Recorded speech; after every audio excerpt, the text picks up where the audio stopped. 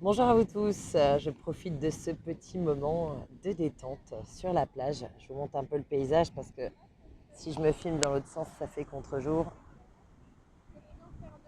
Voilà, du coup, vous entendez qu'elle connaît bien Terre-Neuve.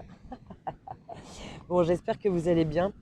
Une petite réflexion là sur cette plage où je me trouve là et où en fait on voit quand même pas mal de personnes qui sont sur leur téléphone, dont moi d'ailleurs, puisque là évidemment je suis en train de vous faire la vidéo, donc j'y suis aussi. Mais j'observe souvent les gens et on voit toujours que les gens, même en groupe, sont toujours sur leur téléphone. Donc je me posais la question de savoir comment Internet, qui avait quand même pour but justement de nous rapprocher de tout ce qui est possible et accessible dans le monde, en fait nous a totalement éloignés. Et j'aimerais amener l'accent là-dessus. Bon, les raisons, vous les connaissez, hein, le virtuel, tout ça, on pourra en reparler après, mais j'aimerais vous faire prendre tout ça d'une manière quantique. C'est-à-dire que n'oubliez pas qu'en quantique, quand on a une énergie d'un côté, on a obligatoirement à l'autre opposé son énergie contraire. Donc par exemple, le chaud et le froid, c'est voilà, on parle de température. Où s'arrête le chaud, où commence le froid, on ne sait pas, ça dépend. Je vous donne souvent l'exemple de si vous mettez vos deux mains, une dans un bac d'eau froide avec des glaçons et l'autre dans un bac d'eau très chaude pendant 5 minutes, sans vous brûler bien sûr, et qu'après vous mettez les deux dans un bac d'eau à température ambiante, il y aura une main pour laquelle ce sera très froid et l'autre pour laquelle ce sera très chaud.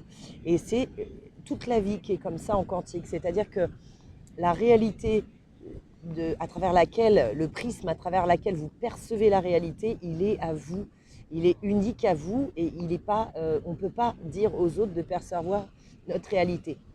Par contre, on a toujours un socle commun. Une chaise, c'est bien une chaise. Le chiffre 3, ça fait bien 3. Le rouge, c'est du rouge. Sinon, ça serait un bordel impossible à gérer. Donc, on a toujours cette, ce tronc commun de cette réalité qu'on dit factuelle, en fait. Hein, vraiment la réalité factuelle dans la norme. Hein, il faut bien qu'on ait des règles. Hein, c'est comme si vous étiez dans un jeu vidéo et que dans ce jeu vidéo, chaque joueur va jouer d'une manière différente, mais par contre la plateforme, le lieu où on joue dans le jeu vidéo, eh bien c'est le même pour tous les joueurs, parce que ça c'est la plateforme, j'allais dire, générale qui a été chargée. Internet, à la base, bien sûr, quand on nous l'a vendu, enfin quand on nous l'a vendu, quand on nous a fait une super pub, hein, tout le monde était hyper content, c'était une fenêtre vers le monde et tout, même si au début, ça n'a pas été la révolution que certains peuvent imaginer si vous êtes jeune en écoutant cette vidéo. Parce que vu qu'au début, on mettait à peu près 5 minutes pour charger une page, j'aime mieux vous dire qu'on ne passait pas des heures sur Internet parce que ça nous gonflait d'attendre 5 minutes que la page puisse se charger. Je ne parle pas du téléphone qui sonnait et qui nous raccrochait la connexion, les téléchargements. Enfin voilà, c'était très folklore, c'était très drôle. Mais en tout cas, je veux dire, on nous avait déjà vendu l'idée qu'Internet allait nous ouvrir au monde parce que justement, on pouvait aller voir des choses à l'autre bout de la Terre, on pouvait avoir une information tout de suite, alors qu'avant, il fallait rentrer à la maison si on voulait l'information, je ne sais pas, de la mort de quelqu'un qui était connu, de Albert Einstein, par exemple, pour ne citer que lui, Nikola Tesla, et bien soit on essayait de se rappeler de la date, et il y avait quelqu'un qui avait l'info, et tout le monde ne le croyait pas forcément d'ailleurs, parce qu'on ne savait pas. Et aujourd'hui, bah maintenant, on a tous, avec l'accès Internet, une réponse en instantané. Et en fait, ce qui se passe, c'est que toute ce côté virtuel hein, derrière un écran nous a rendus totalement accros. Parce que bien évidemment que l'être humain étant un être curieux de par nature, plus ou moins en fonction des personnes, mais curieux quand même de par sa nature, il aura toujours des choses à aller voir, à aller regarder. C'est pour ça qu'aujourd'hui, les réseaux sociaux, comme Facebook ou d'autres trucs, ouais, je ne lui dirai pas son vrai nom, c'est clair. Bon, ça peut arriver, mais pas là. Facebook, lui, il va vous mettre des vidéos à foison, et puis ça scrolle, ça reste dans le même sujet avec les algorithmes. C'est ce que vous aimez comme sujet, donc il vous présente des vidéos que vous aimez. Et donc, en fait, petit à petit, vous vous retrouvez enfermé dans ce truc de l'écran. C'est-à-dire qu'on dit souvent que l'écran, c'est pas bon pour les petits, on le sait, mais on a oublié que si ça happe l'attention des petits et que ça les coupe du monde extérieur, ça nous fait exactement la même chose à nous. Et aujourd'hui, on le voit dans les couples, on le voit dans les familles, on le voit dans plein de choses. Enfin, c'est vraiment hyper triste la façon dont on se sépare des gens parce que nous sommes happés par notre téléphone. Et d'ailleurs, vous verrez bientôt, puis ça a déjà commencé, mais pour les enfants en l'occurrence, de dire qu'il fallait des temps sans écran, etc. Mais vous verrez que bientôt, ça va arriver pour les adultes aussi, ça. Il va y avoir quelque chose. Et donc, en fait, en réalité, ce qui est terrible en quantique, c'est que Internet a permis une telle ouverture que l'autre côté, le miroir opposé quantique de ça, c'est qu'en fait, ça a créé une énorme fermeture sur les rapports humains réels. Est-ce que vous avez vu aujourd'hui qu'en fait, il n'y a plus de personnes qui vont oser se parler? Donc déjà, bon, la plupart du temps, les femmes attendaient que ce soit quand même les hommes qui viennent vers elles pour les aborder, par exemple, en soirée ou voilà. Pourquoi pas au supermarché ou ailleurs, hein, pas forcément en soirée d'ailleurs, mais à l'extérieur.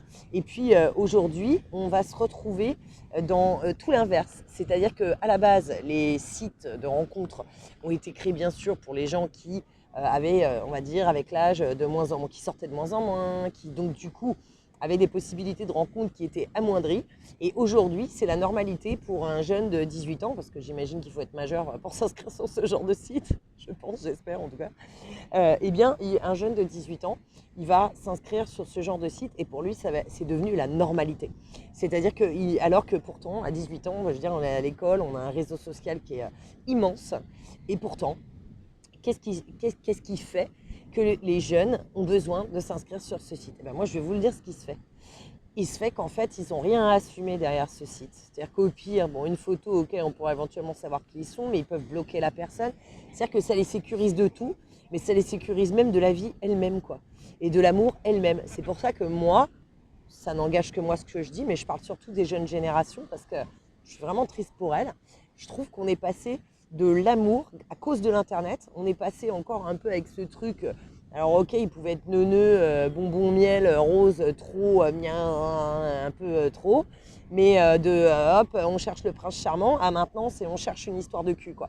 Donc c'est horrible. Moi, je trouve ça horrible parce que, alors vous faites ce que vous voulez, si vous avez envie d'avoir une histoire comme ça d'un soir, ça vous regarde. Mais ce que je veux dire, c'est que le principe même de l'être humain, c'est l'amour. Le principe même qui nous fait nous lever tous les jours, c'est l'amour. Donc, en vous coupant de relations comme ça et à confondre le plaisir, le désir avec l'amour, eh bien en fait ça vous coupe de votre nature propre d'être humain. Donc vous ne demandez pas dans ce cas-là pourquoi il y a de plus en plus de gens malheureux, pourquoi il y a de plus en plus de gens qui sont dans des, dans des dépressions. Hein, ou quand je dis dépression, ouais, dépression, on peut être dépressif pendant une petite période, hein, c'est pas dépressif forcément sur 20 ans. Hein.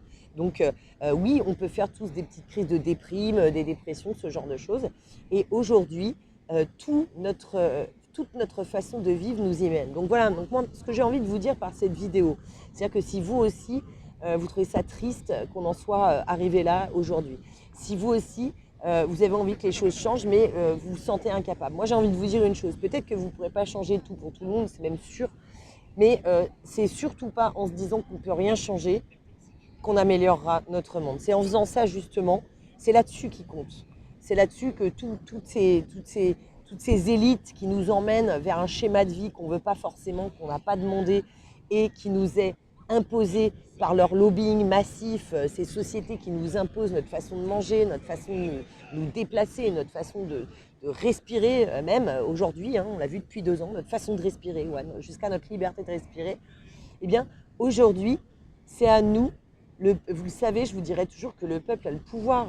C'est nous les plus nombreux, quoi. Faut arrêter de croire. Si vous pensez que le système est plus fort que vous, je suis navrée de vous le dire, ça signifie que vous avez été trop embrigadés.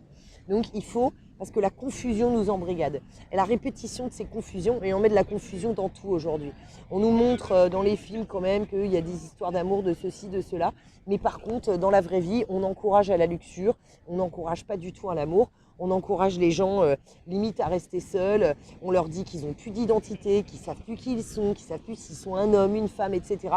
Et on crée la confusion. Et ça, c'est l'ombre qui crée la confusion.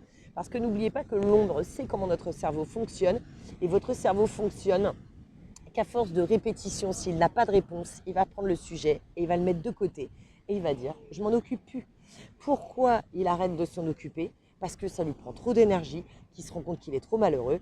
Mais quand on perd notre souveraineté comme ça et quand on arrête de s'occuper de certains sujets, eh bien, c'est l'avenir de toute l'humanité qui est en jeu. Le vôtre celui de vos enfants, celui de vos amis, de votre famille, des enfants, voilà, votre famille au sens large, pas que vos enfants. Mais donc, il est de notre devoir de se réveiller. Je vais essayer de vous refaire la phrase, je vais essayer de la faire dans le bon ordre, parce qu'à chaque fois, je la rate un peu. Donc, c'est les temps faciles créent des hommes faibles, les hommes faibles créent des temps difficiles, les temps difficiles créent des hommes forts et les hommes forts créent des temps faciles. Et après, vous revenez au début, on repart à les temps faciles créent des hommes faibles. C'est une citation de je ne sais plus qui, vous le mettrez en commentaire si jamais vous vous rappelez, merci, si j'oublie d'aller voir, mais qui est tellement réelle et il faut vraiment qu'on se réveille. Parce que là, mes amis, nous étions dans les temps faciles qui ont créé des hommes, avec un grand H, hommes évidemment, hein, vous avez compris. On ne parle pas que des masculins, on parle aussi des féminins. Les temps faciles, donc qui ont créé des hommes faibles, aujourd'hui, ces hommes faibles créent des temps difficiles, parce qu'on n'est pas capable de réagir. Et croyez-moi que si on était bien plus réveillés que ce que nous sommes aujourd'hui, tout ce qui est arrivé ne serait pas arrivé. Heureusement, tout ceci est en train de se réveiller. Et l'Internet, là, pour le coup, puisqu'il n'y a jamais rien de totalement négatif ou totalement positif, vous le savez, on est dans un monde quantique, il y a toujours les deux. Il y aura toujours un avantage à quelque chose et un inconvénient à quelque chose. Est-ce que l'avantage est meilleur pour nous et que l'inconvénient? Mais ça, il n'y a que nous qui pouvons savoir. Mais aujourd'hui, on se retrouve avec cet Internet à pouvoir communiquer les uns avec les autres, comme là, je suis en train de le faire avec vous, et même si on est à des milliers de kilomètres.